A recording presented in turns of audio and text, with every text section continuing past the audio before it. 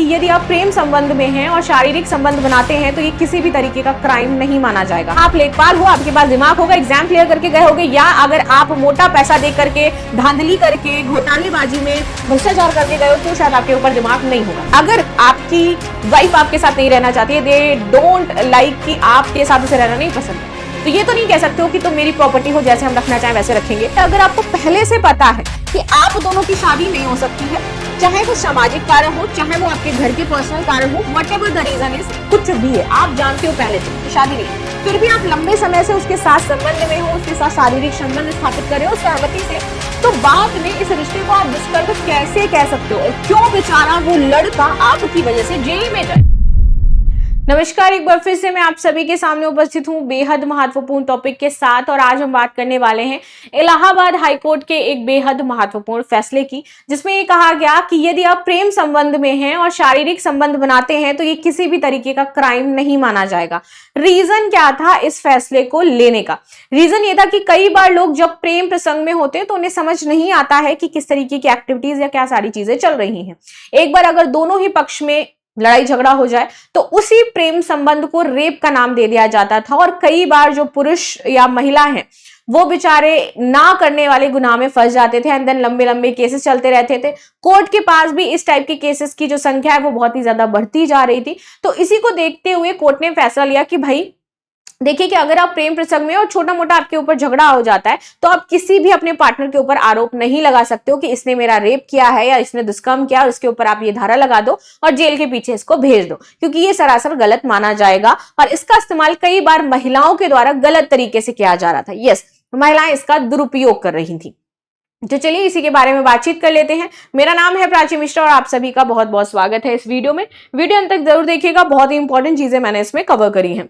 Now, प्रेम संबंध से बने शारीरिक रिश्ते दुष्कर्म में नहीं गिने जाएंगे, इलाहाबाद हाईकोर्ट का ये कहना है। प्रेम संबंध और सहमति से बने शारीरिक रिश्तों को लेकर के अदालत में समय समय पर कई तरीके के फैसले आते रहे हैं। अदालत ने ये साफ कहा कि यदि कोई महिला ये जानती है कि सामाजिक कारणों से विवाह संभव नहीं है, now come to this and this line is going to be a very very important. ये लाइन कह रही कि अगर आपको पहले से पता है कि आप दोनों की शादी नहीं हो सकती है, चाहे वो सामाजिक कारण हो, चाहे वो आपके घर के पर्सनल कारण हो, व्हाटएवर द रीजन इज, कुछ भी है, आप जानते हो पहले से कि शादी नहीं है, फिर भी आप लंबे समय से उसके साथ संबंध में हो, उसके साथ शारीरिक संबंध स्थापित कर रहे हो सहमति से, तो बाद में इस रिश्ते को आप दुष्कर्म कैसे कह सकते हो? और क्यों बेचारा वो लड़का आपकी वजह से जेल में जाए? हैव सम कर्टसी यार, मतलब आप लोग साथ में हो, अचानक से कैसे कह दोगे कि भैया इसने मेरा रेप किया है? ये फैसला ना केवल इस विशेष मामले के लिए बल्कि आने वाले समय में इस तरीके की कोई भी हरकतें ना हो, इसको देखते हुए सुनाया गया है। मामला उत्तर प्रदेश का हो जाता है, जहां पर दो लेखपाल हो जाते हैं जिनका आपस में संबंध होता है। शिकायत करने वाली महिला है और वो सहायक लेखपाल के ऊपर आरोप लगाती है।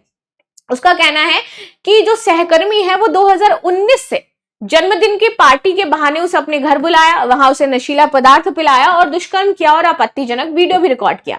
पीड़िता का कहना है कि इस वीडियो के आधार पर आरोपी ने उसे ब्लैकमेल करना शुरू किया और कई वर्षों तक उसने शारीरिक संबंध रखे।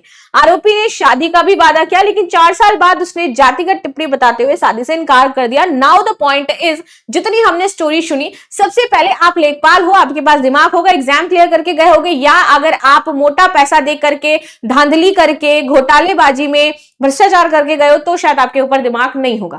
आप जाती, अगर इतनी पढ़ी लिखी थी तो जाकर के पहले आपको कंप्लेंट लिखवानी चाहिए थी, व्हाटएवर द रीजन इज। अगर आपको कोई धमका रहा है तो आपके पास तो और भी अच्छे सबूत थे कि मुझे धमकाया जा रहा है। उस व्यक्ति को शायद उसकी जॉब से भी निकालवा दिया जाता, सस्पेंड कर दिया जाता, आप फ्रीली वहां पर जॉब कर सकती थी, राइट? आपने उन सारी चीजों को 4 साल तक बर्दाश्त किया। बाद में जो दुष्कर्म था वो आपका इस बिहाफ पे चेंज हो गया कि वो आपसे शादी करेगा। जो पर्सन आपको सेक्सुअली हैरेस कर रहा है, how can you live with them?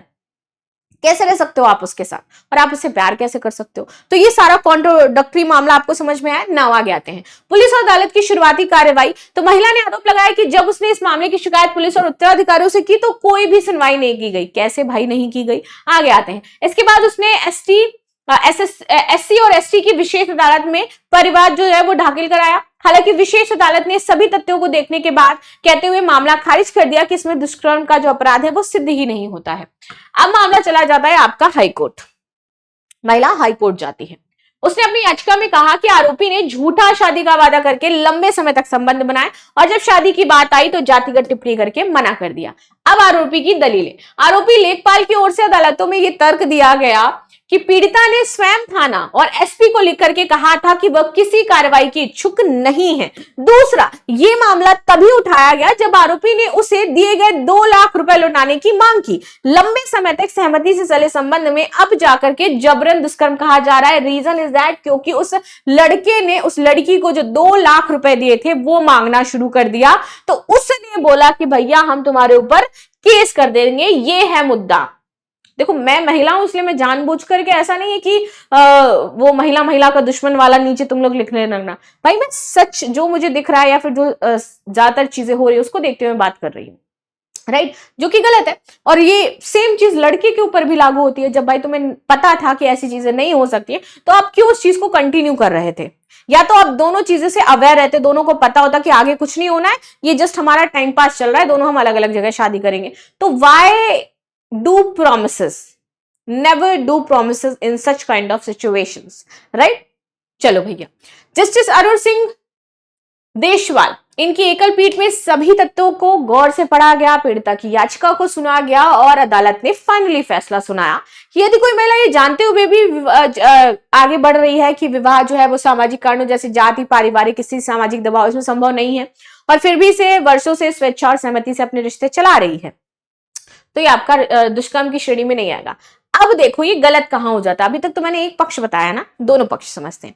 अब किसी किसी को ये लगता है कि नहीं मेरा वाला अलग है, वो मना लेगा घर वालों को, तो नहीं भाई आपका वाला बिल्कुल अलग नहीं है, आपका वाला भी उसी श्रेणी में आ रहा है जिसमें सब है, क्योंकि आप उसी समाज में रहते हो ना। इस समाज से बाहर तो आप चले नहीं गए हो, और जब तक इस समाज में रह रहे हो तो आपका वाला क्या मेरा वाला कोई अलग नहीं है, सब एक ही जैसे हैं। तो आपको क्या करना है, अपनी आंखें खुली रखनी है, दिमाग के एंटीने खड़े रखने, कब क्या डिसीजन लेना है उस पर बने रहना है, पछताना नहीं है ना।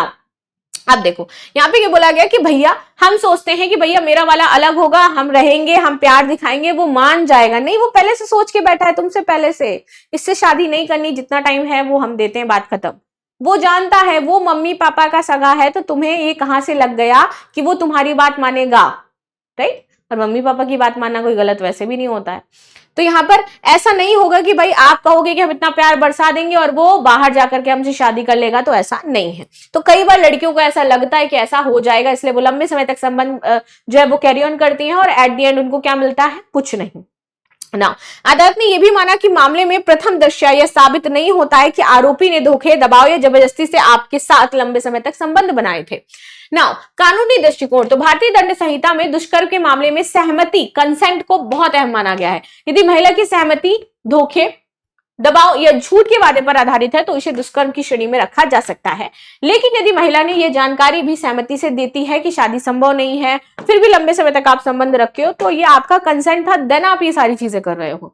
नाउ संवैधानिक प्रावधान, भारतीय संविधान नागरिकों को गरिमा और सम्मान के साथ जीने का अधिकार देता है। यौन और सहमति से जुड़े मामलों में निम्नलिखित अनुच्छेद आपके आ जाते हैं, जैसे कि आर्टिकल 14, ये कहता है कि कानून के समक्ष समानता है और कानून का समान संरक्षण है। तो आप किसी भी लिंग से हो, दोनों को समान संरक्षण मिलेगा। अनुच्छेद 19(1)(a) क्या कहता है, अभिव्यक्ति की स्वतंत्रता, जिसमें व्यक्तिगत स्वतंत्रता और जीवन का निर्णय भी शामिल हो जाता है। अनुच्छेद 21, जीवन और व्यक्तिगत स्वतंत्रता का अधिकार, जिसमें निजता, गरिमा और शारीरिक स्वायत्तता का अधिकार भी शामिल हो जाता है। आर्टिकल 23, मानव तस्करी और जबरन मजदूरी का निषेध, यौन शोषण से भी ये जुड़ा हुआ है। महत्वपूर्ण क्या है, आर्टिकल 21 का दायरा पुट्टास्वामी बनाम भारत संघ 2017 के केस में बढ़ाया गया, जिसमें निजता, यौन स्वतंत्रता को मौलिक अधिकार के रूप में मान्यता दे दी गई। ये फंडामेंटल राइट है। Sexual right is also a fundamental right. It's your choice कि आपको what kind of partner you want and from whom you want to establish your sexual relationship. It's your choice, it's your fundamental right. ये लिखा हुआ है भाई, मैं नहीं बता रही। आगे आते हैं, भारतीय दंड संहिता आईपीसी से संबंधित प्रावधान, ये क्या कहते हैं, 335 को ये कहते हैं बलात्कार, रेप। अगर किसी महिला की इच्छा के विरुद्ध या सहमति के बिना यौन संबंध आप बनाते हो, दैट कॉल्ड रेप, या फिर भय, धोखे, झूठे आप शादी का वादा करके आप ऐसा काम करते हो तो भी ये रेप माना जाएगा। पुनः न्यायालय अक्सर ये देखता है कि शादी का झूठा वादा वास्तव में धोखा था या सिर्फ असफल रिश्ता था। अगर असफल रिश्ता है तो आप उसको गुमराह नहीं कर सकते हो धोखे में। कई बार रिश्ते असफल हो जाते हैं ना, इट्स नॉट लाइक कि कुछ चीजें पूरी हो पाए, जिसको हम अधूरी कहानियां कहते हैं। तो ये असफल रिश्ता है और इसको क्या ये नाम दिया जा रहा है कि मेरे साथ धोखा किया गया है। तो यहां पर एक बहुत बारीक सी लाइन होती है जिसको कोर्ट हमेशा देखती है, देन फैसला सुनाती है। धारा 376 क्या कहती है? बलात्कार की सजा समान स्थिति में न्यूनतम 10 साल है, आजीवन कारावास हो सकती है। धारा 90 सहमति कब मान्य होगी? जब सहमति भय, धोखा और गलतफहमी के आधार पर ली गई है तो वह वैध नहीं मानी जाएगी। ये सुनना, ये इंपॉर्टेंट है, जब क्लिस्टर क्लियर होंगी चीजें। इसलिए शादी का झूठा वादा करके सहमति ली गई है तो वह सहमति कानूनी नहीं मानी जा सकती है। 493 झूठा विवाह का सहवास। अगर कोई पुरुष किसी महिला को यह विश्वास दिला करके कहता है कि वह उसकी पत्नी है और उसके साथ सहवास, सेक्सुअल रिलेशनशिप स्टैब्लिश करता है तो यह अपराध है। धारा 144A भारतीय साक्ष्य सुरक्षा अधिनियम।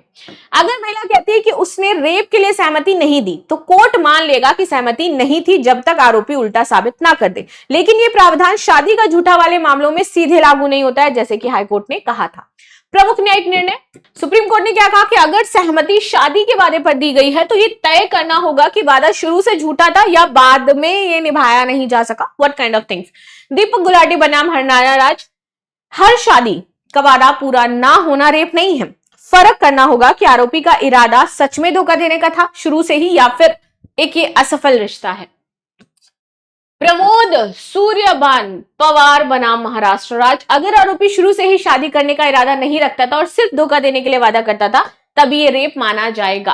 पहले से शादीशुदा पुरुष के साथ महिला को रहने से कानून नहीं रोक सकता है। हाई कोर्ट ने महिला को दी आजादी। ये समझते हैं ये क्या निर्णय है, कुछ अलग सा लग रहा है। जोसेफ शाइन बनाम भारत संघ 2018। भारतीय दंड संहिता आईपीसी की धारा 496 व्यभिचार से संबंधित है। इसके अनुसार यदि कोई पुरुष किसी विवाहित महिला के साथ उसकी पति की सहमति के बिना यौन संबंध रखता है तो वह अपराध माना जाएगा। लेकिन महिला को इसमें अपराधी नहीं माना जाता, उसे हमेशा पीड़िता माना जाता है। That is the main point. केवल महिला का पति ही शिकायत दर्ज करा सकता है, इसमें और कोई नहीं। सुप्रीम कोर्ट का फैसला दिसंबर 2018। 5 जजों की बेंच बनाई जाती है। यहां पर आपकी धारा 496 को असंवैधानिक उसी दिन से घोषित कर दिया गया था। कोर्ट ने क्या कहा कि यह प्रावधान लैंगिक समानता और व्यक्तिगत स्वतंत्रता के खिलाफ हो जाता है, क्योंकि यहां पर महिला को तो हम आरोपी मान ही नहीं रहे हैं, जबकि गलती महिला की भी है, क्योंकि सेक्सुअल रिलेशन सिर्फ एक लोग स्टैब्लिश नहीं कर सकते हैं, दोनों लोग राजी होने चाहिए, दोनों को कंसेंट होना चाहिए। बिना महिला के कंसेंट से कोई उसे टच भी नहीं कर सकता है। सेक्सुअल रिलेशन तो बहुत बड़ी चीज हो जाती है, राइट। आगे आते हैं। अगर महिला को पति की संपत्ति मानता है तो संविधान के अनुच्छेद 14 समानता और अनुच्छेद 15 का उल्लंघन करता है। व्यभिचार नैतिक या सामाजिक दृष्टि से गलत हो सकता है लेकिन इसे अपराध नहीं माना जा सकता है। ये एक बड़ी चीज है, बिकॉज अगर आपकी वाइफ आपके साथ नहीं रहना चाहती है, दे डोंट लाइक कि आप के साथ उसे रहना नहीं पसंद है, तो ये तो नहीं कह सकते हो कि तुम मेरी प्रॉपर्टी हो, जैसे हम रखना चाहें वैसे रखेंगे। ये तो पूरी तरीके से गलत है। हाँ, व्यभिचार को हम नैतिक और सामाजिक दृष्टिकोण से गलत मान सकते हैं लेकिन अपराध नहीं कह सकते, बिकॉज उसकी भी कुछ सेक्सुअल डिजायर्स होंगी, you can't fulfil, so may be this kind of things can happen. तो इसीलिए यहाँ पे ये सोचते हुए ये बातें कही गई हैं, ये मेरा कहना नहीं है भाई। आगे आते, कोर्ट ने यह भी स्पष्ट किया कि व्यभिचार तलाक का आधार बना रहेगा। सेना में अनुशासन बनाए रखने के लिए इसे कुछ परिस्थितियों में दंडनीय माना जाता है। सुप्रीम कोर्ट और राज्य के फैसले। शाहीन जहां बनाम अशोक के, यहां पर देखोगे कि पसंदीदा की वयस्क महिला की पसंद सर्वोपरि है और माता पिता का हस्तक्षेप अनुचित है। लता सिंह बनाम उत्तर प्रदेश। वयस्क महिला पुरुष को अपनी पसंद से विवाह और साथ रहने का अधिकार देता है पूरी तरीके से। इंदिरा शर्मा, यहां पर लिव इन रिलेशनशिप सामाजिक रूप से स्वीकृत नहीं भी हो लेकिन इसे कानून के तहत मान्यता प्राप्त है। आगे आते हैं। खुशबू बनाम, यहां पे बोला गया है कि लिव इन रिलेशनशिप कोई अपराध नहीं है। समाज शास्त्री और नीतिगत महत्व समझ लेते हैं। महिला स्वायत्तता, ये फैसला महिलाओं की स्वतंत्र एजेंसी को मजबूत करता है, बट इससे हमें ये राइट नहीं मिल जाता कि हम कुछ भी करेंगे समाज में। ये टिकट नहीं है समाज में कुछ भी करने का। सामाजिक चुनौतियां। भारतीय समाज में पारंपरिक मान्यताओं के कारण ऐसे रिश्तों को स्वीकृति मिलना कठिन है। कानूनी व सामाजिक संतुलन। कानून व्यक्तिगत स्वतंत्रता की रक्षा करता है जबकि समाज परंपराओं को प्राथमिकता देता है। परिवार और राज्य का हस्तक्षेप। ये फैसला स्पष्ट करता है कि राज्य और परिवार दोनों ही महिला की निजी स्वतंत्रता में हस्तक्षेप नहीं कर सकते हैं। लास्ट में क्वेश्चन है, लास्ट में क्या क्वेश्चन है? लास्ट में ये क्वेश्चन है। लास्ट में क्वेश्चन है, हाल ही में संविधान का कौन सा अनुच्छेद जीवन और व्यक्तिगत स्वतंत्रता के अधिकार देता है जिसमें निष्ठा और यौन स्वतंत्रता भी शामिल है? अनुच्छेद 14, 15, 19 या फिर 21। तो जल्दी से बताओ भैया राइट आंसर क्या होगा, आपका क्या राय है इस टॉपिक को लेकर के, प्लीज शेयर करें। मिलते हैं नेक्स्ट क्लास में, तब तक के लिए धन्यवाद। लाइक शेयर सब्सक्राइब करना बिल्कुल भी ना भूलें and thank you so much.